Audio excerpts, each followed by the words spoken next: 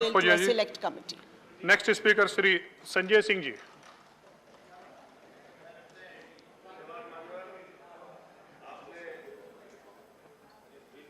बोलने का मौका दिया।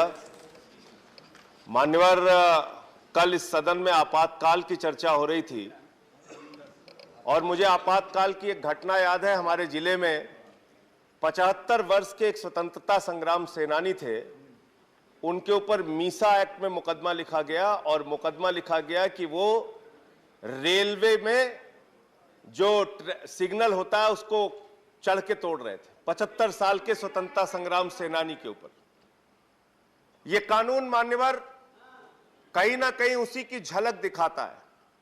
आप इस देश में फिर से एक बार आपातकाल लाना चाहते हैं, तानाशाही की व्यवस्था लाना चाहते हैं और एफआईआर की बात आप कर रहे हैं।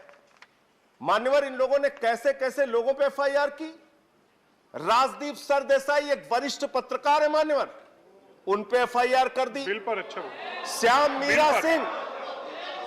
मीरा सिंह एक पत्रकार है मान्यवर, उन पे एफआईआर कर दी। कृपया बिल पर बोले। बिल पर मैं कानून के दुरुपयोग पे बोल रहा हूं सर। त्रिपुरा में जांच करने के लिए, घटनाओं की जांच करने के लिए वकील गए मान्यवर, उन पे इन लोगों ने एफआईआर कर दी, यूएपीए लगा दिया। कानून के दुरुपयोग की अगर बात करें मान्यवर, एक दिन में 9 एफआईआर मेरे खिलाफ उत्तर प्रदेश में हुआ। 9 एफआईआर। कृपया बिल पर बोले।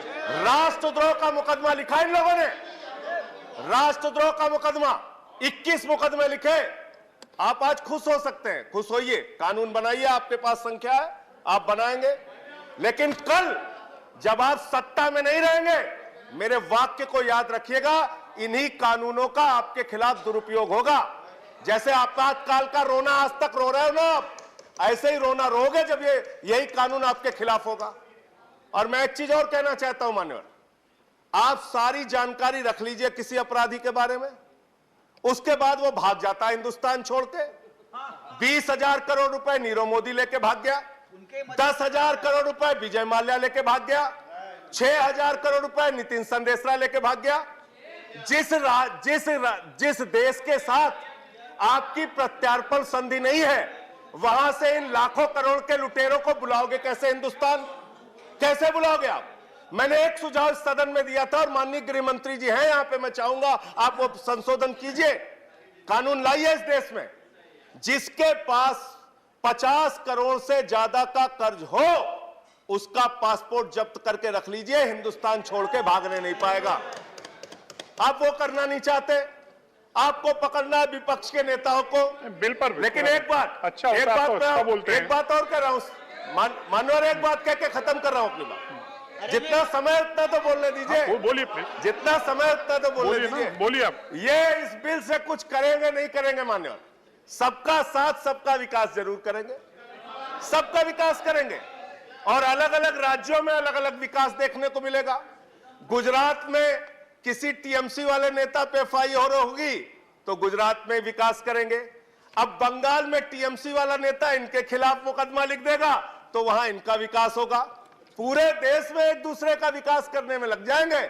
और शिवसेना वाले हमारे संजय रावत भाई बैठे हैं, ये अगर विकास करने में लग गए तो बड़ी मुश्किल हो जाएगी। महाराष्ट्र रोज रोज जाना पड़ेगा आप लोगों को, रोज जाना पड़ेगा। धन्यवाद संजय सिंह। आम आदमी पार्टी की भी सरकार है पंजाब में। धन्यवाद संजय सिंह। इन झगड़ों में मत पड़ो। धन्यवाद। ऐसे एक दूसरे राज्यों में एफआईआर होती रहेगी, आप लोगों को बुलाया जाता रहेगा। धन्यवाद। सारे काम इसी में लग जाओगे, देश का विकास करोगे। शिक्षा पे काम करो, स्वास्थ्य। धन्यवाद सर, खत्म कर रहा हूँ। सबको 5-5, 10-10 मिनट दिया आपने। प्लीज, धन्यवाद। मुझे आप एकदम नहीं बोलने दे रहे। नहीं, आपको सर ये न्याय नहीं है मेरे साथ। प्लीज, ये मेरे हाथ में नहीं है। मैं खत्म कर रहा हूँ सर, मैं खत्म कर रहा हूँ। मैं सिर्फ ये कहना चाहता हूँ, आप ये झगड़े लड़ाई की राजनीति छोड़ के कुछ ऐसा काम कीजिए जो लगे कि आप न्याय दिलाना चाहते हैं। करोड़ों केसेस पेंडिंग है इस देश में, धन्यवाद। करोड़ों केसेस। और माननीय प्रधानमंत्री जी ने इसी सदन में कहा था, फास्ट ट्रैक कोर्ट बना के हम न्याय करेंगे, अपराधियों पे कार्रवाई करेंगे। विनय विश्वम जी please, Bharatiya Janata otherwise all next speaker विनय विश्वम जी। नेताओं पे कार्रवाई, केवल जो विनय विश्वम जी बोलेंगे वो रिकॉर्ड में जाएगा, nothing will go in record. Very good, बहुत बढ़िया, थैंक यू सर।